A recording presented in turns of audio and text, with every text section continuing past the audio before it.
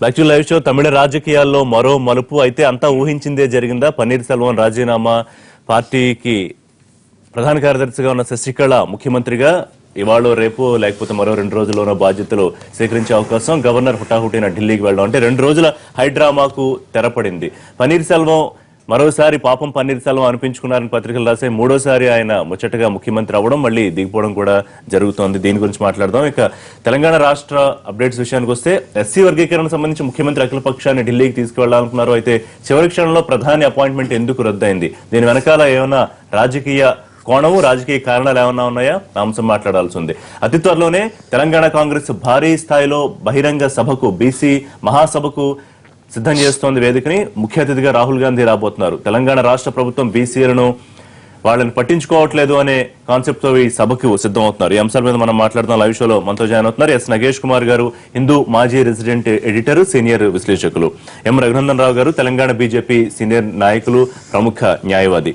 కొత్తగూడ దయాకర్ రెడ్డి గారు, సీనియర్ మాజీ MLA, Telugu Desam party senior నాయకులు. మంద జగన్నాథం గారు, మాజీ ఎంపీ, టీఆర్ఎస్ సీనియర్ నాయకులు. కొద్దిసేపట్లో ఢిల్లీ నుంచి రాపోలు ఆనంద్ భాస్కర్ గారు, రాజ్యసభ సభ్యులు మనతో జాయిన్ అవుతారు. నగేష్ గారు, ఎట్లా చూడాలి తమిళ పాలిటిక్స్ ని? మనం జయలలిత వారి మరణం తర్వాత నుంచి వరుసగా విశ్లేషించుకుంటూ వస్తున్నాం. అయితే ఇది ఊహించిందేనా? ఇక ఆవిడని ప్రభుత్వానికి ఏర్పాటు చేయమని గవర్నర్ ఆహ్వానించడం లాంఛనమేనా? ఏమన్నా ట్విస్టులు ఉండే అవకాశం ఉంటుందా? ఇది డెఫినెట్ గా ఊహించింది. బట్ ఎందుకంటే పన్నీర్ సెల్వం తన క్యారెక్టర్ చూపించారు. ఆయనకి ఏంటంటే ఆయనకి he doesn't have the stomach for leadership. ఆయన ఎప్పుడు ఎక్కమంటే కుర్చీ ఎక్కిపోతాడు, దిగమంటే దిగిపోతాడు. ఇప్పుడు ఆయనకి మంచి అవకాశం వచ్చింది. ఎందుకంటే Jayalalithaa he not living under the shadow of, ఆయన కింద షాడోలో ఇంకా వేరే వాళ్ళు ఉండాలి. కానీ బట్ ఒకటి తేలిపోయింది ఏంటంటే ఎమ్మెల్యేలు సపోర్ట్ లేదు అనేది. అయితే ఈవిడ ఇంత తొందరగా చేస్తుందని అనుకోలేదు. కొంచెం టైం తీసుకుని, ఎందుకంటున్నానంటే వీడి మీద భయంకరమైన కేసులు అన్నీ ఉన్నాయి. ఇప్పుడు మే లోపల సో ఎవరైతే జడ్జి ఈ కేసు వీడిది వింటున్నారో డిస్ప్రపోర్షనేట్ అసెట్ కేసులో మేలో రిటైర్ అయిపోతున్నాడు. సో ఈ లోపల కేసు డిసైడ్ అయిపోతుంది. ఇది కర్ణాటక గవర్నమెంట్ చేసిన అప్పీల్లో. ఆ కేసు ఒకవేళ అడ్డం తిరిగిందంటే ఎట్లాగా? దాని తర్వాత జస్ట్ ఒక వారం రోజుల కింద ఈడీ కొన్ని కేసులు కింద కోర్టు కొట్టేస్తే దాన్ని కంటిన్యూ చేయాలన్నది. సో ఇన్ని కేసులు పెట్టుకుని ఈవిడ రేపు ఏదైనా అడ్వర్స్ ఇదైందనుకో మళ్ళీ ఏం చేస్తారు? మళ్ళీ పన్నీర్ సెల్వం తీసుకొస్తారు. ఇప్పుడు పార్టీలో కూడాను ఎలాగుందంటే టాప్ లెవెల్ లీడర్షిప్ లో ఎమ్మెల్యేస్, దాని తర్వాత వాళ్ళందరూ సపోర్ట్గా ఉన్నారు. కింద క్యాడర్ గురించి చాలా అన్సర్టనిటీ ఉంది. బట్ లీడర్షిప్ వ్యాక్యూమ్ ఉంది కనుక ఈవిడ ఆ పదవులు రాగలిచింది. కానీ ఇంకా వేరే కారణం లేదు. ఇంకా వేరే పార్టీ లీడర్షిప్ యాక్సెప్టబుల్ గా ఎవరు లేరు. అంటే ఆవిడ బలాన్ని ఎట్లా చూడాలండి? ఒక వీడియో షాప్ నిర్వాహకురాలుగా ఉన్న శశికళ ఇవాళ ముఖ్యమంత్రి పీఠం మీద కూర్చున్నారు అంటే అంతా ఆవిడ తెలివితేటలుగా చూడాలా, లేకపోతే పరిస్థితులు అలా అనుకూలించాయనుకోవాలా? డెఫినెట్లీ ఆవిడ తెలివితేటలు, అపారమైన తెలివితేటలు. ఒక వీడియో షాప్ లో ఆవిడ అసలు అంటే అది కూడా మీకు మనం చెప్పుకోవాలి. ఆ వీడియో షాప్ లో జయలలిత ఒక పర్టికులర్ షార్ట్ టీమ్ అందుట. ఇది ఈవిడ వేవ్ చేస్తున్నప్పుడు కింద నుంచి పైకి షార్ట్ వెళ్ళాలట. ఈవిడ కనబడాలి, అక్కడ జనాలు కనబడాలట, కింద నుంచి పైకి షార్ట్. సో ఆవిడకి చాలా నచ్చేసింది అది. సో అప్పటి నుంచి ఇంకా ఆవిడకి ఇంకా తిరిగే లేదు. ఒక 33 ఏళ్ళ నుంచి ఈవిడతో సాన్నిహిత్యం ఉంది. సో 33 ఏళ్లలో ఆవిడ ఫుల్ గా ఎక్స్ప్లాయిట్ చేసింది. బయటికి పంపించేసినా కూడా మళ్ళీ ఫ్యామిలీలో వచ్చేసి మళ్ళీ ఈవిడ ఒక కీలకమైన పదవి లేకుండాను ఇప్పుడు ఏమైందంటే ఫ్రమ్ ఎక్స్ట్రా కాన్స్టిట్యూషనల్ అథారిటీ అయిపోయింది. సో దట్ షోస్ ఆవిడ ఎంత ప్లానింగ్ ఉంటే గానీ ఇది చేసుకోలేదు. బట్ ఇప్పుడు దానికి ఏమిటంటే ఒక స్పిన్ ఇస్తున్నారు. ఆ స్పిన్ ఏమిటంటే ఒకళ్ళే జనరల్ సెక్రటరీగా, ఒకళ్ళే ముఖ్యమంత్రిగా ఉండాలి. 2 పవర్ సెంటర్స్ అయితే మనకు ఉత్తరప్రదేశ్లో ఎట్లా జరిగింది, తండ్రి కొడుకు మధ్యలోనే తేడా వచ్చిందని దానికి వేరే స్పిన్లు ఇచ్చుకుంటున్నారు. బట్ ఎందుకు 2 పవర్ సెంటర్స్ ఎందుకు ఉండలేవు? ఇప్పుడు ప్రతి పార్టీకి పార్టీ ప్రెసిడెంట్, బీజేపీ ఉంది, పార్టీ ప్రెసిడెంట్ అమిత్ షాను, దాని తర్వాత ప్రధానమంత్రి ఎంత పవర్ఫుల్ అయినా కూడాను బట్ బీజేపీ ప్రెసిడెంట్ కూడా కొన్ని పవర్స్ ఉన్నాయి. రఘునందన్ గారు, మీరు ఎట్లా చూస్తున్నారు? మనం ఒకసారి వెనక్కి వెళ్తే అప్పుడు జయలలిత వెనకాల తెర వెనుక జరుగుతున్న తతంగాన్ని అప్పటి గుజరాత్ ముఖ్యమంత్రి, ప్రస్తుత ప్రధాని వారే జయలలిత దృష్టికి తీసుకొచ్చారని అంటారు. ఇవాళ బీజేపీ చేసిన కామెంట్ కూడా చూస్తే అసలు అంత అవసరం ఏమిటి, దీన్ని అంతర్గత వ్యవహారంగా చూడడానికి వీలు లేదు, దీని ఒక వైడ్ ఆస్పెక్ట్ లో చూడాలని తమిళనాడు బీజేపీ ప్రెసిడెంట్ ఆమె కూడా వ్యాఖ్యానించారు. సో బీజేపీ దీన్ని ఎట్లా చూస్తుంది? ఎవరు చూసినా దాన్ని ప్రజాస్వామ్య కోణంలో మాత్రమే చూడాలి, ప్రజాస్వామ్యబద్ధంగా మాత్రమే ఆలోచించాలి. అయితే ఇక్కడ ఆలోచించాల్సినటువంటి విషయం ఏంటంటే ఫెరా కేసులు, ఈడీ కేసులు, ఒక కేసులో కన్విక్షన్ పడినటువంటి ప్రస్తుత తరుణం లోపల జయలలిత గారితో పాటు వీరికి కూడా కన్విక్షన్ పడింది. కన్విక్షన్ పడిన కేసు సుప్రీంకోర్టులో అప్పీల్ పెండింగ్ ఉంది. కర్ణాటక హైకోర్టు ఇచ్చినటువంటి దాని మీద మళ్ళీ సుప్రీంకోర్టులో ఈడీ వేసినటువంటి అప్పీల్ పెండింగ్ ఉంది. అది రేపమాప ఎప్పుడు వస్తే 6 నెలలకు వస్తే ఒక జడ్జిమెంట్కి వచ్చేటువంటి పరిస్థితిలో ఉంది. So the other side of the democracy beauty ఏంటంటే ఎమ్మెల్యేలు అందరూ కూర్చున్నారు, శాసనసభ పక్ష నాయకురాలుగా ఆమె ఎన్నుకున్నారు కాబట్టి there is no other option for the government. Constitutional right అయిపోతుంది. శాసనసభ పక్ష సమావేశం పెట్టుకొని ఎవరు ఎమ్మెల్యేలు నాయకుడు అనుకుంటే వారు ముఖ్యమంత్రి కావాల్సిందే. This is one side of the coin. The other side of the coin ఏంటంటే ఎందుకు పన్నీర్ సెల్వం గారు బాగానే చేస్తా ఉన్నారు కదా, ఆల్రెడీ 2 సార్లు ముఖ్యమంత్రిగా చేస్తున్నారు కదా, ఇప్పుడు ఈమె ఎమ్మెల్యే కాదు, ఎమ్మెల్సీ కాదు, ఏం కాదు, కొన్ని గతంలో ఏదైనా పదవులు నిర్వహించిన అనుభవం, పార్టీలో ప్రభుత్వంలో గొప్ప ఏదో పదవులు నిర్వహించింది, లేకపోతే ఆ రాష్ట్రాన్ని అనేక సంక్షోభ పరిస్థితులలోంచి బయటికి తెచ్చిన గొప్ప మహానాయకురాలు కాదు, ఏం లేదు కదా అక్కడ. So for your only shadow of somebody. ఈ రోజు ఆ షాడోని వచ్చి కుర్చీలో కూర్చోవాలనుకుంటున్నప్పుడు కొంత అన్డెమోక్రటిక్ గా కనబడతా ఉంటుంది. అప్పుడే ప్రతిపక్షం అక్కడ స్టార్ట్ చేసింది. జయలలిత కుటుంబ సభ్యులు ఎవరో ఒకరు ముఖ్యమంత్రి కావాలని ప్రజలు ఓట్లేదు, జయలలిత కావాలని. కానీ ఏదున్నా ద 2 sides లో ఒక సైడ్ మాత్రం కొంచెం ఇబ్బందికరంగానే కనబడతా ఉంది. అది కేసులు, నేరాలు, శిక్షలు పడడం. అంటే నా పాయింట్ ఏంటంటే కేంద్రం ఏమన్నా పావులు కదుపుతుందా, లేకపోతే జరిగేదాన్ని ప్రస్తుతానికి చూస్తూ ఉంటుందా? కాన్స్టిట్యూషనల్ గా గవర్నర్ ఏం చేయాలనే దాంట్లో is a legal expert. He was a practicing advocate. Vidyasagar Rao garu in-charge governor ఉన్నారు చెన్నైకి, తమిళనాడుకి. So is a legal expert. వారికి న్యాయశాస్త్రం తెలియదు, కొత్తగా వచ్చినారు, రాజకీయాల్లో కొత్తగా ఉన్నారని కాదు, సుదీర్ఘమైన రాజకీయ అనుభవం ఉన్నటువంటి వ్యక్తి. ఖచ్చితంగా కాన్స్టిట్యూషన్ ఏం చెప్తే దాన్నే పాటిస్తుంది భారతీయ జనతా పార్టీ. కానీ ఇండివిజువల్స్ గా లేదా ప్రస్తుతానికి రాజకీయంగా మూవ్స్ తీసుకునే అవకాశం అయితే లేదు. అంటే తీసుకోవడంలో నష్టపోతుంది, కేంద్రానికి ఇష్టం ఉన్నా లేకపోయినా నష్టపోతుంది. దానివల్ల చెడ్డ పేరు వస్తుంది. శాసనసభ పక్షంలో ఎమ్మెల్యేలు అందరూ కూర్చొని ఒకరిని ముఖ్యమంత్రిగా ప్రమోట్ చేసినప్పుడు కాన్స్టిట్యూషన్ లో గవర్నర్ కు ఉండేటువంటి రైట్ ఏంది, ఏ రకంగా ఆపవచ్చు, లీగల్ గా ఎక్కడైనా ఆబ్లిగేషన్స్ ఉన్నాయా, కన్విక్షన్ పడ్డదనే ఒకే ఒక కారణం చేత ఆపొచ్చా, సుప్రీంకోర్టు ఏమంటుంది, లీగల్ ఎక్స్పర్ట్స్ ఏమంటారనే విషయంలో ఆయన కూడా అడ్వకేటే కాబట్టి కొంత ఒపీనియన్ కోసం మేబీ ఈజ్ ట్రయింగ్ అనేది నాకు అనిపిస్తుంది. Because I'm also an advocate కాబట్టి. అంతేగాని అంతకంటే ఎక్కువ ఎమ్మెల్యేలు అందరూ ఒప్పుకున్న తర్వాత నో అనడానికి భారత రాజ్యాంగంలో అయితే ఎక్కడ ఏం కొత్తగా కనబడుతున్నట్టు నాకైతే ఇంతవరకు జరిగిన పాత కేసులను ఎక్కడ పరిగణలోకి తీసుకున్నా కానీ ఎక్కడ కూడా లేదు కదా. రెడ్డి గారు, ఇప్పుడు పార్టీ వర్గాలు ఏమనుకుంటున్నాయో పూర్తిగా తెలియపోయినప్పటికీ ప్రతిపక్షాల నుంచి అయితే ఒక రియాక్షన్ స్టార్ట్ అయ్యాయి. డిఎంకే చూసుకుంటే అసలు ఇప్పుడు రాష్ట్రంలో ఉంది ప్రజలు ఎన్నుకున్న ప్రభుత్వం కాదన్నారు ఆయన. జేఎస్ఎస్కల్లో ఆమెకి ఇంతకుముందు పార్టీలో కానీ ప్రభుత్వంలో కానీ ఇప్పుడు కీలక పాత్ర పోషించలేదు. దీని మీద ఎట్లా రియాక్ట్ అవ్వాలో మేము స్పందిస్తామని. ఇంకా అవకాశం ఏముంటుంది ప్రతిపక్షానికి? జయలలిత మరణం తర్వాత శశికళ ముఖ్యమంత్రి పీఠాన్ని ఒక 6 నెలల లోపల అధిరోహిస్తుంది అనేటువంటిది అందరికీ తెలిసిన సత్యమే.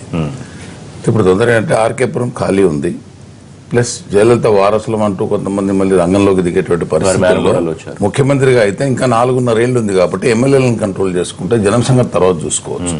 ఎందుకంటే తమిళనాడు రాజకీయాలు ఎట్లా ఉంటాయంటే వ్యక్తి ఆరాధన ఎక్కువ ఉంటుంది. సో ఆమె జయలలిత స్టైల్ ఆఫ్ వర్కింగ్లోనే ఇంకా పోయస్ గార్డెన్లో ఉండడం, దాంట్లో నుండి ఆమె కుటుంబ సభ్యురాలుగానే ఆమె కనుక్కుంటుంది. 30 ఏళ్ల నుంచి వెయిట్ చేస్తే రిటైర్ కూడా మార్చారు, అంతా మార్చినారు. మరి 30 ఏళ్ల నుంచి 30 ఏళ్ల నుంచి ఉన్న ప్లానింగ్ ఇది. ఈ రోజుతోనే శశికళని ముఖ్యమంత్రి కావాలని అనుకున్నది కాదు. జయలలిత తర్వాత డెఫినెట్ గా ఆస్తులకు కానీ దానికి తమిళనాడుకు కానీ వారసురాలు కావాలనేటువంటి ప్రయత్నంతోనే రంగంలోకి దిగి పావులు కదుపుతూ వచ్చింది చాలా సైలెంట్ గా. ఇంకా జయలలిత తర్వాత అంత అధికారం చెలాయించింది కాబట్టి మిగతా వాళ్ళంతా ఆ కంట్రోల్లో తెచ్చుకోగలిగింది, ఎమ్మెల్యేలు కూడా తెచ్చుకోగలిగింది. మీరు కనుక తమిళనాడు రాజకీయాలు గమనిస్తే ఇప్పుడు పన్నీర్ సెల్వం గారు ఉన్నారు. పన్నీర్ సెల్వం మామూలు టీ షాప్ నుంచి వచ్చినాడు, అంతకుముందు చిన్న ఉద్యోగం చేసినాడు, తర్వాత షాప్ నుంచి వచ్చినాడు, 5 మంది అన్నదమ్ముల మధ్య నుంచి వచ్చినాడు. అతని కూడా ఎంజీఆర్ చనిపోయినప్పుడు మీరు గుర్తుంచుకోవాలి, ఎంజీఆర్ చనిపోయినప్పుడు is against Jayalalithaa, against Jayalalithaa. అతన్ని కూడా తన వైపు టక్కన తిప్పేసేసుకుంది. అదే స్టైల్లో ఇప్పుడు ఈమె కూడా ఎవరైతే తమకు వ్యతిరేక చేసిన 8-10 మంది మెయిన్ వాళ్ళు ఉన్నారు, పైగా పక్క చూపులు చూస్తే అంతే అని ఎమ్మెల్యేలకు ఒక హెచ్చరిక కూడా అప్పుడే అదే అంటున్నా. అందుకని జయలలిత ఉన్నప్పుడు మెయింటైన్ చేసిన ఫైల్స్ అబౌట్ పార్టీ పెద్ద ముఖ్య నాయకులది కావచ్చు, ఎమ్మెల్యేస్ది కావచ్చు, మంత్రులది కావచ్చు, అవన్నీ శశికళ చేతుల్లో ఉన్నాయి. దాంట్లో కాదనలేని సత్యం అది, అని ఎవరు కాదనలేరు. కాబట్టి అవన్నీ చేతుల్లో ఉన్నాయి. కాబట్టి ఈ 4.5 ఏళ్ళకి ఘర్షణ ఎందుకు అనేటువంటిది ఒకటి ఎమ్మెల్యేలో ఉండే భావన. అది రాజ్యాంగపరంగా ఇప్పుడు రంగనాథన్ చెప్పినట్టు రాజ్యాంగపరంగా చూస్తే మనం ఇవన్నీ పక్కకు పోతాయి. ఎమ్మెల్యేలు ఎన్నుకున్నటువంటి వ్యక్తి. కాబట్టి ఈ ఫెరా కేసులు కానీ ఇవన్నీ కానీ తప్పించుకునేటువంటి ప్రయత్నం చేయాలంటే అధికార పీఠం కంపల్సరీ అయిన దానికి ఆమె వచ్చేసింది. తప్పితే మళ్ళీ తమిళనాడు రాజకీయాల్లో ఇంకో వ్యక్తి ఆరాధన ఇంకోరు పెరిగిపోద్ది. దాన్ని కంట్రోల్ చేసుకోవాలా, ప్లస్ తాను బయటపడాలంటే ఈ 4.5 ఏళ్ళే అనేటువంటి దాని మీద ఫోకస్ చేసి తొందరపడ్డ మాట వాస్తవం. బట్ ఆమెకు అదంతా ఈజీ కాదు, డెఫినెట్ గా ముళ్ళ కిరీటమే. రైట్. జగన్నాథం గారు, ఒకవైపు జయ మేనగోళ్ళు ఉన్నారు, తను విడిగా పార్టీ పెడతారా లేకపోతే ఎట్లాంటి ఆలోచన చేస్తారో ఇంకా తెలియదు. ఆమె నిన్న కామెంట్ చేశారు, ఇది దురదృష్టకరం, ప్రజాస్వామ్యం సడన్ గా క్లోజ్ అయ్యి సైనిక పాలన ఏదో వచ్చినట్టు అనిపిస్తుంది అని. కానీ రఘునందన్ గారు చెప్పినట్టు ఇది ప్రజాస్వామ్య పద్ధతిలోనే జరిగింది కదా, దాన్ని డినై చేసే పరిస్థితి లేదు కదా. కాబట్టి శశికళ సీఎం పీఠం ఎక్కడానికి ఏం అడ్డంకులు ఏం లేవు. మన రాజ్యాంగం ప్రకారం ఒక ప్రక్రియ జరిగింది. ఈ ఫెరా కేసులు వీటన్నిటిని కూడా తర్వాత కన్విక్ట్ అయినాకనే వాళ్ళకి అప్లై చేస్తాయి. ఉదాహరణకు జయలలిత గారు మొన్న జైలు పోయినప్పుడు ముఖ్యమంత్రి పదవి తప్పుకోవాల్సి వచ్చింది. లాలూ ప్రసాద్ యాదవ్ కూడా తప్పుకున్నారు, వారి భార్య. ఇది అప్పటిదాకా ఈమెకేం అడ్డంకి లేదు. కాకపోతే ఒకటి ఇక్కడ ఏముందంటే ఈ రాజకీయ పరిణామాలు సంభవించే ఒక పరిస్థితి మాత్రం డెఫినెట్గా కనిపిస్తుంది ఇక్కడ. ఎందుకంటే జనరల్గా లేదా తమిళనాడు ప్రధానికము ఒక పాపులర్ ఓటు మీద రాలేదు. అందులో జయలలిత యొక్క చావు మీద మృతి మీద అనుమానం కాదు, ఈమె మీద లేదా అనుమానాస్పదమైన దృక్పథమే ఉంది కానీ ప్రజలు లేదా ఒక పాపులర్ ఇదుండి ఇన్వైట్ చేసి ఆహ్వానించే పరిస్థితి తమిళనాడులో లేదు.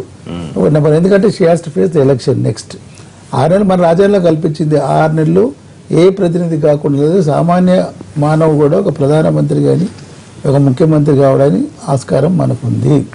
ఆ దాంట్లో ఉపయోగించుకోవడానికి. తర్వాత పన్నీర్ సెల్వము ఈమె ప్రపోజ్ చేసిన అతను, కానీ అతనిలో ఈ రాజకీయ వ్యవస్థను ఎందుకు డిస్టర్బ్ చేయడం అనేది మనసులో ఏమి బాధ ఉన్నా కానీ లేదంటే ఆ బాధతో అతను ఇప్పుడు ప్రస్తుతం ముఖ్యమంత్రి పదవికి రాదు, ఆమెకు వే క్లియర్ చేసి ఉంటారు.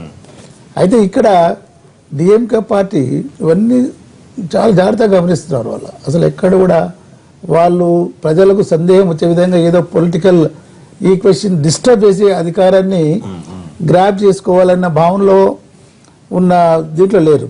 రెండోది ఇందాక మీరే అన్నారు, ఆమె అప్పుడే వాళ్ళకి హెచ్చరిక చేసిన ఎమ్మెల్యేల కంటే పార్టీలో ఉన్న చాలా మంది ఎమ్మెల్యేలు అనాలోచితంగా నువ్వు అధికారాన్ని చేసుకున్నావు, నీకు ఎందుకు కట్టబెట్టాలని దృక్పథం కూడా ఉంటారు. ఈ ఎన్నికలు వచ్చేలేపు ఒకవేళ లేదా మార్పు జరగడానికి కూడా ఆస్కారం డెఫినెట్గా ఉందని చెప్పేసి నేను అనుకుంటా. ఎందుకంటే ఒక 20-25 మంది కన్నా ఎక్కువ ఎమ్మెల్యేలు డిఫరెన్స్ లేదు ఇక్కడ. 38 ఎక్కడమ్మా 22-23 అంతే, ఎక్కువ లేదు. అయితే ఈ విధంగా ఉన్న వాళ్ళంతా లేదా ఇప్పుడు తంబిదొరై అడ్డుపడతారు అనుకున్నారు, కానీ తంబిదొరను కూడా మేనేజ్ చేసుకుంది ఏదో అన్నట్టు మ్యానిపులేటివ్ పాలిటిక్సా, మేనేజ్మెంట్ పాలిటిక్సా లేదా మొత్తం ప్రధాన కార్యదర్శిగా ఆమె అవ్వాలి అని వాయిస్ అప్పటి నుంచి అది ముందు ఈ వాంటెడ్ బికమ్ సీఎం, కానీ తర్వాత మారాడు. అది ఇవన్నీ మనం కథనాలు చదివాం చూసాం. ఇప్పుడు ఏంటంటే ఇక్కడ క్యాడర్స్ ఏఐడిఎంపీ క్యాడర్స్ లేదా శశికళ పాపులర్ తీసుకొచ్చి రేపు వాళ్ళని బయట శక్తిమంతురాలు కాదనే అనుమానం అందరికీ ఉంది. కాకపోతే డిఎంకే ఒక ఎస్టాబ్లిష్డ్ పార్టీ మొదటి నుంచి, అన్నయ్య తర్వాత ఏర్పడి కానీ డిఎంకే మొదటి నుంచి ఉన్నది. దాంట్లో ఒక స్టెబిలైజర్ లీడర్షిప్ ఉంది. కరుణానిధి పోయిన తర్వాత ఇమ్మీడియట్ లీడర్షిప్ కూడా స్టాలిన్, తర్వాత వాళ్ళలో చిన్న డిఫరెన్స్ ఉన్నాయి. కానీ అది ఉంది కాబట్టి వీళ్ళు ఎట్లా బిహేవ్ చేస్తారనేది ఆధారపడి ఉంటుంది. ఒకవేళ కనుక సంఖ్య తక్కువగా ఉంది కాబట్టి మూకుమ్మడిగా ఒక 25-30 మంది తిరుగుబాటు వచ్చినా సరిపోతుంది. తిరుగుబాటు స్టార్ట్ అయితే ఇబ్బంది. ఇటువంటి హెచ్చరికలు మొదటి నుంచి మొదలు పెడితే డెఫినెట్ లేదా నేను అనుకుంటాను. కొద్ది గొప్ప స్వతంత్ర భావాలు ఉన్న వాళ్ళు ఎవ్వరు కూడా అంత అనిగమనగా ఉండరు. 4.5 ఏళ్ళు ఈమెకి ఇవ్వాలన్న భావన మాత్రం అది క్రియేట్ చేయడం ప్రయత్నం చేస్తారు రాజకీయం. రెండోది సెంట్రల్ గవర్నమెంట్ కూడా చాలా నిశ్చితంగా గమనిస్తూ ఉంది. వాళ్ళు అక్కడ ఫుటిన్ కావాలని చెప్పి ప్రయత్నాలు ఉన్న దీంట్లో లేదా వాళ్ళకు అనుకూలంగా వ్యక్తిని. ఇప్పుడు డిఎంకేది ఒక నేత ఏంటంటే ఏ పార్టీ అధికారంలో ఉంటే ఆ పార్టీకి, సెంట్రల్ ఉంటే ఆ పార్టీకి అనుగుణంగా వాళ్ళు వెళ్తూ ఉంటారు. సో డిఎంకే చేసే ఒక రాజకీయ ప్రక్రియ మీద ఇప్పుడు ఆధారపడి ఉంటుంది. వాళ్ళు కనుక నిజంగా పెద్ద గొప్ప పనేం కాదు. వాళ్ళకు వచ్చే వాళ్ళందరికీ మంత్రి పదవులు ఇస్తారు, నాశనం లేదా ఆ రాజకీయ పరిణామం జరగడానికి ఆస్కారం. ఆనంద్ భాస్కర్ ఎలా చూస్తాం? కాంగ్రెస్ పార్టీ తమిళనాడు చరిత్రలో ఇది ఒక బ్లాక్ డే అని ఇళంగోవన్ లాంటి నేతలు వ్యాఖ్యానించారు. ఈ పరిస్థితిని ప్రజాస్వామ్యబద్ధంగా ఎదుర్కొంటామని స్టాలిన్ వ్యాఖ్యానించారు. మరి జరిగింది ప్రజాస్వామ్యయుతంగానే జరిగింది. మరి ప్రజాస్వామ్యబద్ధంగా ఎదుర్కోవడం అంటే అర్థం ఏమిటి? కేంద్రం జోక్యం అన్న ఉండే అవకాశం ఉందని మీరు భావిస్తున్నారా? విక్రమాదిత్య, మీకు చర్చలో పాల్గొంటున్న పెద్దలు, మిత్రులందరికీ, ఎన్టీవీ ప్రేక్షకులందరికీ నా నమస్కారం. ప్రజాస్వామ్య చరిత్రలో పౌరుడైతే చాలు ఏ పదవినైనా ప్రజాస్వామ్యబద్ధమైన పదవిని స్వీకరించవచ్చు అనేటువంటి ఒకే ఒక్క అంశాన్ని ఆధారంగా చేసుకొని ఎన్ని విచిత్రాలు జరగడానికి ఆస్కారం ఉందో భారతదేశంలో మనం అనేక ఉదంతాలను చూస్తూ ఉన్నాం. ఆ క్రమంలోనే పాపం పన్నీర్ సెల్వం తాజాగా తమిళనాట ప్రజలు మర్చిపోయారో లేదో తెలియదు కానీ అన్నా డిఎంకే శాసనసభ్యులు మిగతా నిర్ణాయక వ్యక్తులు జయలలితను మర్చిపోయారనేటువంటిది దీని ద్వారా రుజువు అవుతుంది. జల్లికట్టు ముప్పు తీసుకొచ్చి పెట్టింది. ఇది నా అంచనా. నాకున్నటువంటి అవగాహన మేరకు జల్లికట్టు ద్వారా తమిళనాట ప్రజానీకం చాలా స్వతంత్రంగా ఆలోచిస్తున్నారు. వారి మనోభావాల్లో, వారికి ఉన్నటువంటి సంప్రదాయాల పట్ల, వారికి ఉన్నటువంటి జీవన శైలి పట్ల, వారికి ఉన్నటువంటి జీవన విలువల పట్ల ఏమాత్రం ఏమరపాటు లేదు అనేటువంటి తేటతెల్లమైన దిశలో పన్నీర్ సెల్వం విజయవంతమైన వ్యక్తిగా కనిపించే ఆస్కారం ఏర్పడుతుంది. మట్టి మనిషిగా ప్రతిబింబించేటువంటి పరిస్థితులు తమిళనాడు తరముకు వచ్చాయి. ఈ నేపథ్యంలో అన్నా డిఎంకేలో అతివేగంగా కదలికలు జరిగినాయి కావచ్చు అనేటువంటిది ఒక అంచనా. రెండవది, జయలలిత నిర్యాణాన్ని దయచేసి గమనించండి. ఆమె అంత్యక్రియలు నిర్వహిస్తున్న సమయంలో ఆమె నెచ్చెలి, ఈనాడు అన్ని పీఠాలు తనయే చేసుకోబోతున్నటువంటి వ్యక్తి అంతిమ సంస్కారం చేసిన తీరు చూడండి. తన చేతిలో ఉన్నటువంటి సెల్ ఫోన్ను కూడా పక్కకు ఇవ్వకుండా రెండు చేతుల్లోంచి చేయాల్సినటువంటి శ్రద్ధా కార్యక్రమం, పూలు వేయడం కానివ్వండి, గంగాజలాన్ని వదలడం కానివ్వండి, ఇతరత్ర క్రమాలని మర్యాదపూర్వకంగా నమస్కరించడం కానివ్వండి, ఆమె పూర్తిగా సెల్ ఫోన్ అసలే వదలకుండా ఆ కర్మ తాండ చేసిన దృష్టాంతాలు దేశ ప్రజలను మాత్రమే కాదు, చైతన్యవంతులైన ప్రతి ఒక్క పౌరుణ్ణి కదిలించాయి కూడా. అంతేగాక అంత్యక్రియల నిర్వహణ సమయంలో కాచుకొని కూర్చున్న తీరు, తాము నిర్దేశించుకున్నటువంటి బృందాన్ని, వీటన్నింటినీ కూడా వలయాలను, ఎవరు దగ్గరికి రావచ్చు, ఎవరు దూరంగా ఉండాలి అనేటువంటి వీటన్నింటి యొక్క ఎత్తుగడల తర్వాత మరోసారి అనగలిగింది ఏమిటి అని అంటే, మరో గుల్జారీలాల్ నందాగా తమిళనాట పన్నీర్ సెల్వం సదా గుర్తుండడానికి ఆస్కారం ఉంటుంది. రేపట్టాడు మరేమన్నా సమస్య వస్తే మరోసారి ముఖ్యమంత్రి పీఠాన్ని అధిరోహించడానికి ఆస్కారం ఉంటుంది. ఆ రీతిలోనే ఉండేటువంటి వ్యక్తిత్వంగా ఆయనది ఉంటుంది కావచ్చు. కానీ వస్తున్న పరిణామాల పట్ల తమిళనాటి ప్రజల యొక్క స్పందనకు అనుగుణంగానే వివిధ రాజకీయ పక్షాల స్పందన కూడా ఉండబోతోంది. ఇది రాజకీయమే తప్ప ప్రజాస్వామ్యాన్ని అడ్డంగా పెట్టుకుని ఆడుకునేటువంటి ఒక విచిత్ర క్రీడగా నేను గమనిస్తున్నాను. దయాకర్ రెడ్డి గారు, ఇప్పుడు ఆనంద్ భాస్కర్ గారు చెప్పినట్టు వర్ధా తుఫాను ఎదుర్కొన్నప్పుడు కానివ్వండి, జల్లికట్టులో ఆయన వ్యవహరించిన శైలి కానివ్వండి, కృష్ణా జలాల విషయంలో ఆంధ్రప్రదేశ్ ముఖ్యమంత్రితో భేటీకి సంబంధించి, అంటే ఒక మంచి పేరు సంపాదించుకున్న పన్నీర్ సెల్వం ఇలా కామ్గానే ఉంటారా, లేకపోతే ప్రజల బలం ఉంది అనుకుంటే ఏమన్నా ఒక చర్య తీసుకునే అవకాశం ఉందని ఎక్స్పెక్ట్ చేస్తున్నారు? పన్నీర్ సెల్వం వ్యక్తిత్వం మనం గమనించినట్లయితే అవకాశం వస్తే రానివ్వండి, రాకపోతే పోనివ్వండి అనే పద్ధతిలోనే పన్నట్టుగా మనకు గత నుంచి కూడా కనపడతా ఉంది. ఓకే, ఇక్కడ తమిళనాడు రాజకీయాలు మొన్నటి ఎలక్షన్ కనుక మీరు స్పష్టంగా గమనిస్తే జయలలిత తర్వాత అంత పవర్ఫుల్ గా తయారైంది, అంత పబ్లిక్ ఇమేజ్ ఉన్నటువంటి వ్యక్తి స్టాలిన్. దాన్ని ఎవరు కాదనలేరు. మొన్నటి మీరు ఓటింగ్ ప్యాటర్న్ కూడా చూసుకోండి. మొన్న కరుణానిధి కనుక తన కాకుండా స్టాలిన్ ముఖ్యమంత్రిగా ప్రకటించుంటే ఇంకా ఫలితాలు మెరుగ్గా ఉండేవి అన్నది తమిళనాడు ఉన్నటువంటి లేదా కాంగ్రెస్ తో ఓకే ఉన్నటువంటి వార్త అది. కాబట్టి ఈ రోజు ఎన్నికైనటువంటి శాసనసభ్యుల మధ్యలో ఉన్నటువంటి తేడా మీరు కనుక చూసినట్టయితే చాలా తక్కువ తేడాతో ఉంది. చివరి నిమిషంలో జయలలిత గెలవదు అనేటువంటి పరిస్థితిలో జయలలిత గారి ఇమేజ్ తోనే కొంచెం బయటపడ్డాం. ఇవాళ జయలలిత గారు లేరు. అది పూర్తి చేసేటువంటి శక్తి 30 ఏళ్ల నుంచి ఆ పీఠం కోసం ఎదురు చూస్తున్న శశికళకు ఉందని ఎవరూ అనుకోం. ఇవాళ ఎమ్మెల్యే, అందుకే మొదలే చెప్పిన, పోయస్ గార్డెన్ లో జయలలిత గారికి ఉన్నటువంటి పక్కా అలవాటు అంటే ప్రత్యర్థుల మీద కానీ తమ దాంట్లో ఉన్న మంత్రుల మీద కానీ ఫైల్స్ తయారు చేసి పెట్టుకోవడం అనేది ఒక ఆమెకున్న అలవాటు. అది నాకు తెలిసి ఆ అలవాటు ప్రకారమే వీళ్ళందరినీ కంట్రోల్ చేసుకునే శక్తి శశికళకు వచ్చింది తప్ప పబ్లిక్ అనేది. అందుకే ఆమె తొందరపడింది. మళ్ళీ అంటే నేను ఆ ఇమేజ్ తెచ్చుకోలేను, ఈ 4.5 ఏళ్ళు ప్రయత్నం చేసుకోవాలని. అంత ఈజీ కాదు. మీరు మళ్ళీ రేపు ఈమె ఫెరా కేసులో దేంట్లో లోపల మళ్ళీ పన్నీర్ సెల్వమే తెర మీదకి వస్తారు. చర్చ ఏం జరుగుతున్నదంటే ఆవిడ కావడం అనేది లీగల్ కాన్స్టిట్యూషనల్ అంట. బట్ ఇదే మనం ఒకసారి చర్చించాలి. ఇది లీగల్ కాన్స్టిట్యూషన్ అంటే అసలు ఆ కాన్స్టిట్యూషన్ అమెండ్ చేయాలా?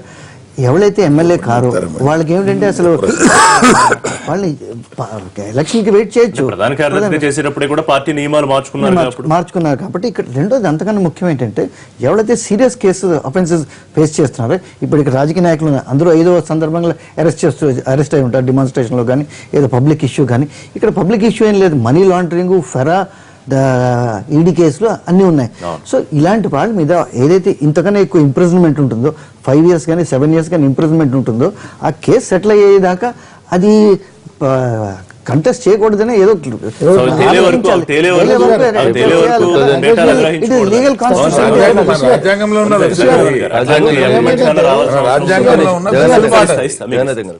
ఇప్పుడు 2014లో సుప్రీంకోర్టుకు జడ్జిమెంట్ చెప్పింది 2 సంవత్సరాలు అంతకంటే ఎక్కువ శిక్ష పడినటువంటి ప్రజాప్రతినిధులు ఎవరైనా పై కోర్టులలో అప్పీల్ పెండింగ్ ఉన్నప్పుడు, అంటే ఇంకా శిక్షను కొట్టివేయనప్పుడు మీరు ఎలాంటి రాజ్యాంగబద్ధమైనటువంటి పదవులు అంటే ఎమ్మెల్యేలు కానీ ఎమ్మెల్సీలు కానీ పోటీ చేయడానికి కూడా అనర్హులు అని చెప్పి ప్రకటించారు. అయితే వీరిద్దరికి శిక్ష పడింది, ఒక జయలలితకి పడలేదు. ఆ కేసులో జయలలితతో పాటు శశికళ గారికి కూడా శిక్ష పడింది. అయితే అప్పీల్లో ఆ కేసు కొట్టివేయబడింది.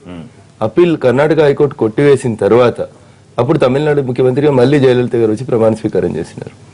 దాని మీద మళ్ళీ సుప్రీంకోర్టులో ఈడీ అప్పీల్ పెండింగ్ ఉంది. అయితే ఇప్పుడు నగేష్ గారు చెప్పినట్టు అప్పీల్ పెండింగ్ ఉంది కాబట్టి అవి అనర్హురాలు అంటే కోర్టు ఒప్పుకోలేదు. సుప్రీంకోర్టు ఏం చెప్పింది, ఒకవేళ పై కోర్టు అప్పీల్ని కొట్టేసిన తర్వాత అంటే మీరు నిర్దోషి అని ప్రకటిస్తే again you can go and contest అనేది ఉంది. అదొక చిన్న అప్లికేషన్ ఉంది. అయితే సుప్రీంకోర్టు ధర్మాసనం ఇచ్చిన ఆ జడ్జిమెంట్ ని మళ్ళీ సుప్రీంకోర్టు సరిదిద్దితే బాగుంటుంది అనేది నాలంటి అభిప్రాయం. లేకపోతే ఏమైతుందంటే 18 సంవత్సరాలు ట్రయల్ చేసి జయలలితను శశికళను ఇద్దరిని దోషులుగా నిర్ణయిస్తే స్పీడ్ ట్రయల్ పేరిట ఫాస్ట్ ట్రాక్ లో పేరిట 18 నెలలు కాకముందే ఆ కేసును కొట్టేస్తే ట్రయల్ కి జరిగిన టైం ఎంత, ట్రయల్ 18 నెలలు చేసి శిక్ష వేస్తే 8 నెలలనే మళ్ళీ మీరు అక్విటల్ ఇచ్చేసి పోతే మళ్ళీ రేపు సుప్రీంకోర్టులో మళ్ళీ ఒక 18 సంవత్సరాల కేసు పెండింగ్ ఉంటే ఏం మెసేజ్ పంపదలుచుకుంటున్నాయి కోర్టులు కూడా జనానికి? కాబట్టి శిక్ష పడింది, అప్పీల్ పెండింగ్ లో ఉంది. తనంతటి తను ఒక కేసు రెక్కే తెచ్చుకోండి. 20 సంవత్సరాల నుంచి పెండింగ్ ఉన్న కేసు కొట్టేయమని ఆయన ఫెరా కేసు అడిగి కోర్టు ఒప్పుకోవాలి, కొట్టేశారు పిటిషన్. ఆడేం జరుగుతుందేమో ఒకవేళ కేసు కనుక దీన్ని హీరింగ్ కొట్టే సీఎం అయినా కానీ లేదు, ఆయన కొద్ది రోజుల్లోనే తప్పుకోవాల్సిన అవసరం అది ఎటువంటి పరిస్థితి ఏర్పడడానికి ఆస్కారం ఉంది. అందుకని నేను ఇందాక ఏంటంటే డిఎంకే యొక్క వారి ప్రవర్తన వారి యొక్క రాజకీయ మూవ్ మీద ఆధారపడి ఉంటుంది కీలకం. రైట్, చిన్న బ్రేక్ తీసుకుందాం. బ్రేక్ తర్వాత back to live show. SC వర్గీకరణపై సీఎం అఖిల పక్షాన్ని తీసుకువెళ్దామని ప్రధానితో భేటీకి అపాయింట్మెంట్ షెడ్యూల్ అయ్యి క్యాన్సిల్ అయింది. చివరి నిమిషంలో సోమవారం ఇవాళ జరగాల్సింది. ఎందుకు జరిగింది, దీని వెనకాల రాజకీయ కారణాలు ఉన్నాయా? ఆనంద్ భాస్కర్ గారు, ఎందుకు క్యాన్సిల్ అయింది అనుకుంటున్నారు? దీని వెనకాల పొలిటికల్ రీజన్స్ ఏమన్నా ఉండవచ్చా? మిత్రమా రిషి, తెలంగాణ ముఖ్యమంత్రి చాలా దూరదృష్టి కలిగినటువంటి వ్యక్తి. అన్ని జాగ్రత్తలు తీసుకొని సాధారణంగా ఏ అడుగైనా వేస్తూ ఉంటాడు. ముహూర్తం చూసుకోకుండా ఎవరినైనా కలిసేటువంటి వారి యొక్క సమయాన్ని చూసుకోకుండా ప్రయాణం చేస్తారని నేను అనుకోను. తెలంగాణ వ్యాప్తంగా ఉమ్మడి ఆంధ్రప్రదేశ్ ఉన్న రోజుల్లో అప్పటి పరిస్థితులకు అనుగుణంగా ఆంధ్రప్రదేశ్ వ్యాప్తంగా కూడా జరిగినటువంటి ఒత్తిళ్లు, ఆందోళనలు, ప్రజా ఆందోళనలు, అంతేకాకుండా శాస్త్రీయంగా షెడ్యూల్డ్ కులాల వర్గీకరణ ద్వారా అందులోని కులాల మధ్య ఏ రకమైన వైషమ్యం ఉండడానికి ఆస్కారం లేనటువంటి ఒక సామరస్య వాతావరణాన్ని నెలకొల్పవచ్చు అనేటువంటి ప్రయత్నం కొనసాగుతూ ఉన్నదే. అప్పటి కాంగ్రెస్ ప్రభుత్వం ఉషా మెహ్రా కమిటీ నిర్ధారణ చేయించిన తర్వాత రాష్ట్రాల వారీగా రాష్ట్రాల పరిధిలో రాష్ట్రాలు నిర్ణయించుకొని వర్గీకరణ చేసుకోవడానికి ఆస్కారం ఇవ్వడం ఒక కొత్త సూచనగా, అది కేవలం పార్లమెంటు ద్వారా ఒక చిన్న సవరణతో ఆ ఆస్కారం కల్పించే అవకాశాన్ని ఇవ్వవచ్చు.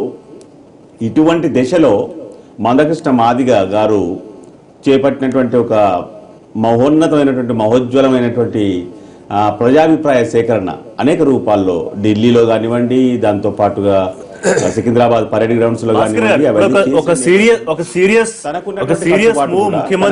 మర్యాద కూడా తెలంగాణ ముఖ్యమంత్రి చూపిస్తూ తెలంగాణ వ్యాప్తంగా ఉన్నటువంటి అట్టడుగు వర్గాల అభీష్టాన్ని గౌరవించేందుకు ఉదాత్తంగా అన్ని పక్షాలని, అఖిల పక్షాలని ఆహ్వానించి ఢిల్లీకి బయలుదేరేటువంటి ప్రయత్నం చేశారు. వారు ఢిల్లీకి చేరుకొని ఉన్న తర్వాత ప్రధానమంత్రితో కలిసేటువంటి వీలు చిక్కలేదు అంటే ఇందులో ఏదో మతలబు ఉంది. అది భారతీయ జనతా పార్టీకును తెలంగాణ రాష్ట్ర సమితికి మధ్య రాజకీయమా లేక మరేదైనా అది వారు అంచనా వేసుకోవాల్సింది. నేను వాటి అంచనాల్లోకి నేను వెళ్ళదలుచుకోలేదు. బాబు ఇష్యూ తీసుకొస్తుంటే జగన్నాథం గారు, అంటే ఈ క్రెడిట్ మొత్తం కేసీఆర్ గారికి దక్కకుండా ఏమన్నా జరిగిన రాజకీయ కోణంగా చూస్తుందా టీఆర్ఎస్? ఇప్పుడు ఒకటి ఇక్కడ గమనించాలి, వెంకయ్య నాయుడు గారు అంత పెద్ద సభలో మేము కమిట్ అయి ఉన్నాము, మేము తొందరలో చేస్తామని వెళ్ళి మీటింగ్ అని మరుసటి రోజు వెళ్ళేసి ప్రధానమంత్రిని కలిశారు, అమిత్ షాని కలిశారు, గెలాట్ని కలిశారు, సంబంధిత మంత్రులందరూ కలిసినప్పుడు ఈ ఇష్యూ స్పీడప్ అవుతుంది అని చెప్పేసి అనుకున్నాము. రెండో పక్క మందకృష్ణ మాదిక్ గారు నిరంతర డిమాండ్ చేయడం మొదలుపెట్టారు. ప్రభుత్వం తన బాధ్యత లేదా తీసుకెళ్లాలని చెప్పి అందులో డెలిగేషన్ ఉంది, కాదు మీరే లీడ్ చేయాలని అన్నారు. అన్నాక లేదా ముఖ్యమంత్రి గారు ప్రామిస్ చేశారు, చాలా ఫాస్ట్ గా చర్యలు తీసుకున్నారు, ఫిక్సప్ అయింది. నా అనుభవం ప్రకారం ఒక దీర్ఘకాలిక పార్లమెంటేరియన్ గా తీసిన అనుభవంలో సెషన్ జరుగుతూ ఉంది. సెషన్ జరుగుతున్న తరుణంలో ప్రధానమంత్రి గారు ఆల్వేజ్ అవైలబుల్ ఇన్ ఢిల్లీ, బయటికి పోయే ప్రయత్నం చేసేది అవకాశం ఉండనే ఉండదు. ఆ తర్వాత ఇటువంటి తరుణంలో ఇచ్చిన టయాన్ని పోనీ అక్కడ ఏమన్నా అన్ఫోర్సీన్ ఎమర్జెన్సీ ఏమైనా జరిగిందా, ఈ రోజు ఏమన్నా ఏదైనా ఇన్సిడెంట్ ఏమైనా జరిగిందా ఆ యొక్క అపాయింట్మెంట్ క్యాన్సిల్ చేసుకోవడానికి? కాకపోతే అంటే వాళ్ళు సమర్థవంతంగా సమర్థించిన కారణం ఏమో కనపట్లేదు. కాకపోతే నాకు రెండోది ఏం కనిపిస్తుంది అంటే, ఈనాడు ఉత్తర భారతదేశంలో ఎన్నికలు జరుగుతూ ఉన్నాయి. దాంట్లో ఉత్తర భారతదేశంలో సహజంగా లేదా అక్కడ దీని మీద వ్యతిరేకత ఉంది. అందుకనే ఉషా మేర కమిటీ చేసి మేమేం చేసామంటే 62లో ఒక దీన్ని కన్ఫైన్ ఒక ఆంధ్రప్రదేశ్గా చేశాం.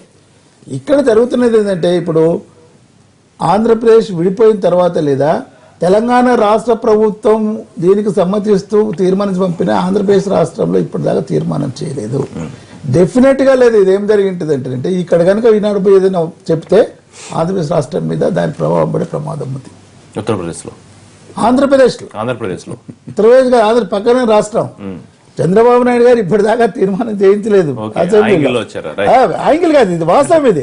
అందుకని రాజకీయ కోణం మీరు అన్న దాంట్లో డెఫినెట్ గా లేదా ఇక్కడ ఏంటంటే డెఫినెట్ గా లేదా ఇవన్నీ దృష్టిలో పెట్టుకోవట్లేదు. రాజకీయ తెలంగాణను అవమానించింది ఈ అఖిలపక్ష భేటీని రద్దు చేయడం ద్వారా బీజేపీ, లేకపోతే మొత్తం క్రెడిట్ కేసీఆర్ గారి ఖాతాలో పడుతుంది అని అనుకుంటున్నా, లేకపోతే ఉత్తరప్రదేశ్ లో ఎన్నికలు పూర్తిగా చెప్పలేదు అంటే టైం మనం ఇంకా కవర్ చేయాలి. చెప్పండి. కాబట్టి ఏంటంటే ఇప్పటికైనా ముఖ్యమంత్రి మనం టేకప్ చేయాలి. ఇప్పటికైనా కానీ లేదా ముఖ్యమంత్రి అక్కడ ఉన్నారు కాబట్టి ఇందాక చెప్పిన కారణాల వలన ప్రధానమంత్రి గారికి ఎమర్జెన్సీ లేదు కాబట్టి అక్కడ ముఖ్యమంత్రి గారు ఉన్నారు. తర్వాత అఖిలపక్ష ఇంత తయారైన నిజంగానే ఇది అవమానించినట్టే. ఇంతమంది నాయకులు ఒకసారి తయారైనప్పుడు లేదా సడన్ గా చేయడం ఇది అవమానించినట్టు అవుతుంది, ఇష్యూని డైవర్ట్ చేసినట్టు. రాజకీయ కోణం డెఫినెట్ గా దీంట్లో ఉంది. ఇప్పుడు క్రెడిట్ల పంచాయతీకి తీసుకొచ్చినట్లయితే రిషి గారు, తెలంగాణలో సబ్బండ వర్ణాలు తెలంగాణ ఉద్యమం చేసినాయి, చాలా మంది దెబ్బలు తిన్నారు, చాలా మంది జైలుకు పోయినారు, చాలా మంది ఎంపీ పదవులకు రాజీనామా చేశారు. క్రెడిట్ వాళ్ళకి ఎవరికి రాలేదు. బిల్లు పెట్టింది కాంగ్రెస్, మద్దతు ఇచ్చింది భారతీయ జనతా పార్టీ. క్రెడిట్ అంతా ఎవరి ఖాతాలకు పోయింది, ఎవరు కొట్టేసారు క్రెడిట్. కాబట్టి ఇవన్నీ అనవసరమైనటువంటి చర్చలు. ప్రజలు చాలా బీజేపీ చెప్పే కారణం ఏంటి క్యాన్సిల్ అవడానికి? ప్రధానమంత్రి కార్యాలయం చెప్తుంది, దానికి బీజేపీ ఏం చెప్తుంది? ఈ భారతదేశంలో ఇదే మొదటిసారి ప్రధానమంత్రి గారు అపాయింట్ ఇచ్చిన తర్వాత ఒక ముఖ్యమంత్రి గారు పనికి మాలిన ఆరోపణలు వామపక్షాలకు ఏం పని లేదు కాబట్టి అట్లాంటి ఆరోపణలు చేస్తా ఉంటాయి. ఏం పని ఉంటుంది వాళ్ళకి? ఏం చేస్తారు వాళ్ళు? ఏమన్నా నిర్మాణాత్మకంగా వివరించారు వాళ్ళు? తెలంగాణ కావాలన్నప్పుడు లేదు మా భుజం మీద తుపాకు పెట్టి కాలవద్దని మాట్లాడిన ఏచూరు లాంటి పార్టీలు ఇవాళ వచ్చి తెలంగాణ గురించి సన్నాయి నొక్కులు ఎందుకు? అసలు టీఆర్ఎస్ కు వర్గీకరణ మీద మందకృష్ణ గారి మీద ఉన్నటువంటి అభిప్రాయం ఏంది? ఒకవేళ వర్గీకరణ మీద మీకు సరైన అభిప్రాయం ఉంటే పరేడ్గ్రౌండ్ లో జరిగిన సభకి ఎందుకు పోతలేరు?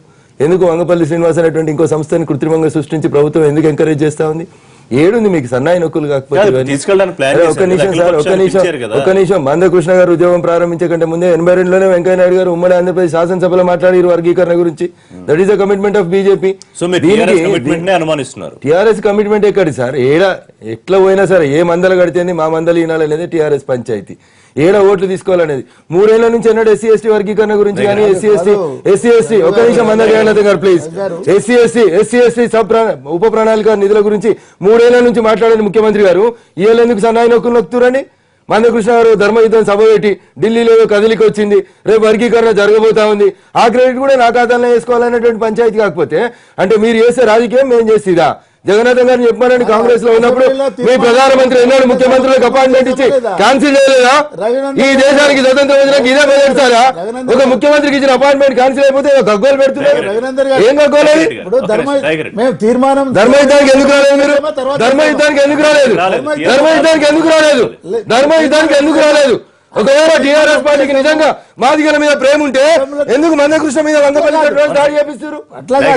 రాజకీయం కోణంలో తీసుకొచ్చింది మీరు. చాలా గ్రూపులు తయారయ్యాయి. పెంచి పోషిస్తారు మీరు. ప్రభుత్వం పెంచి పోషిస్తుంది. ప్రభుత్వం పెంచి పోషిస్తుంది. ధర్మయుద్ధం సభలో పాల్గొనని వీరు అసెంబ్లీలో తీర్మానం చేసిరట. ఎందుకు చేసిరు? అదే సభలో వెంకయ్యనాయుడు గారు చెప్పారు ఒక మాట, టీఆర్ఎస్ రాకపోతే బాధపడకు మందకృష్ణ, ప్రజల ఒత్తిడి చూసి రేపే ముఖ్యమంత్రి వస్తాడని చెప్పిండు. ఇలా అదే జరిగింది. ప్రజల నుంచి వచ్చిన కంపల్షన్ కి ఓట్లు ఏడవుతాయన్న భయానికి వచ్చారు మీరు. ఇప్పుడు పొలిటికలైజ్ చేస్తామని మీరు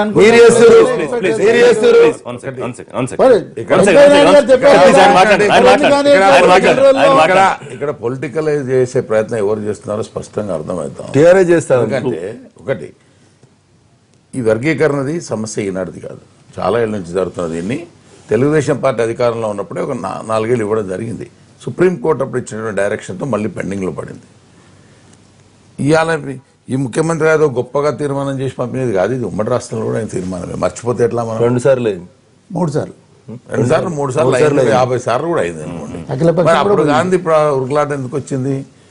ఈ రోజు డెఫినెట్ గా వెంకయ్య నాయుడు గారు ఎప్పుడైతే స్టేజ్ మీదనే ఖచ్చితంగా జరుగుతుందని చెప్పినాడు, ఎప్పుడైతే ఆ చెప్పిన సభకు ప్రధానమంత్రితో కలవడమే కాకుండా అన్ని రాష్ట్రాలకు లెటర్స్ రాసినారు.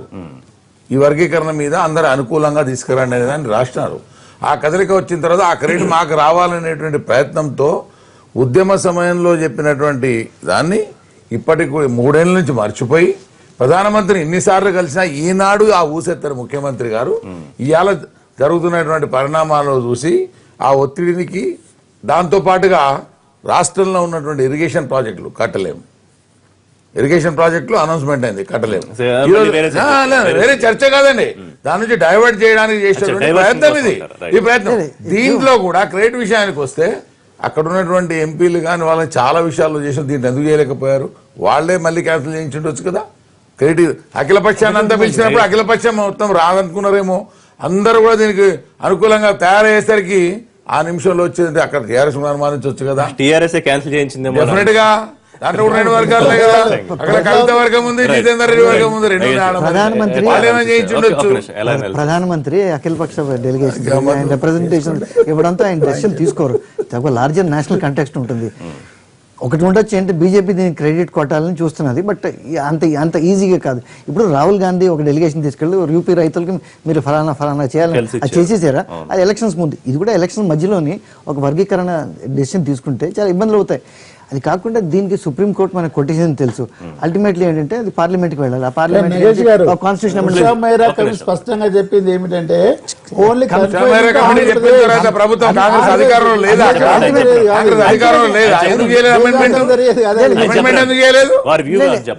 మీరు చెప్పింది విన్నాను. అల్టిమేట్ గా పార్లమెంట్ కి వెళ్ళి 371D అమెండ్మెంట్ అనేది తీసుకురావాలి, లేకపోతే వేరే విధంగా మొత్తం తీసుకురావాలి. దీనికి ఒక వర్కౌట్ చేయాలండి, మొత్తం గ్రౌండ్ వర్క్ చేయాలి. అన్ని పొలిటికల్ పార్టీస్ కలపాలి. ఎందుకంటే లోక్సభలో పాస్ కావాలి, రాజ్యసభలో పాస్ కావాలి. అందరి కమిట్మెంట్ మీద అనుమానించాల్సిన అవసరం ఉందా? ఆ కమిట్మెంట్ మీద అనుమానం అక్కర్లేదండి. ఇప్పుడు జగన్నాథన్ గారు చెప్పినట్టుగా ఒక్కొక్క స్టేట్కి ఒక్కొక్క రిక్వైర్మెంట్ ఉంది. ప్రతి స్టేట్లో ఆయన ఇప్పుడు ఇన్ఫార్మల్గా చెప్పారు. కొన్ని స్టేట్స్లో అసలు వర్గీకరణ ఏమిటో తెలియదు. సో వాళ్ళందరినీ ఆన్ బోర్డ్ తీసుకొచ్చి వాళ్ళందరినీ ఒక కన్సెన్సస్ రాకుండా ఇలాంటి బిల్లు అంటే కొన్ని జాతిపత్రులు రాసినప్పుడు ప్రధాని సరే దీన్ని అమలు గురించి ఆలోచిస్తామని మాట వరుసకు చెప్పినా ఉత్తరప్రదేశ్ ఎన్నికల్లో అది బీజేపీకి నెగిటివ్ అవుతుందని బీజేపీ నేతలు ఆయన్ని ఒత్తిడి చేశారు అనే కారణం కూడా కొంతమంది రాస్తున్నారు. ఆ యాంగిల్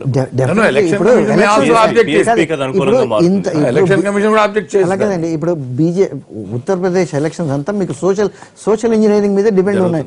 ఇప్పుడు ఈ డెలికేట్ సోషల్ ఇంజనీరింగ్ ప్రతి పార్టీ చేస్తున్నారు. బీజేపీ చేస్తున్నది, కాంగ్రెస్ చేస్తున్నది, ఎస్పీ చేస్తున్నది, బీఎస్పీ చేస్తున్నది. ఇంకా చాలా మటుకు దళితుల మీద కాన్సన్ట్రేషన్ ఉంది. ఈ టైంలో ఇది కెలికి ఆయన ఒక అనౌన్స్మెంట్ చేసి చేయకపోయినా ఒక డెలిగేషన్ రిసీవ్ చేయడం అనేది అది చాలా అన్వైజ్ ఉంటుంది ఈ టైంలో చేయడం అనేది. రైట్, మనకి సమయం లేదండి. బీసీల సభ గురించి వచ్చే డెవలప్మెంట్స్ తర్వాత చర్చించుకుందాం. థ్యాంక్ యూ వెరీ మచ్ అందరికి లైవ్ షోలో పార్టిసిపేట్ చేసినందుకు. థ్యాంక్ యూ ఆనంద్ భాస్కర్ గారు లైవ్ లో అందుబాటులోకి వచ్చినందుకు. ఇది వాళ్ళ లైవ్ షో. రేపటి లైవ్ షోలో తిరిగి కలుద్దాం. Keep watching.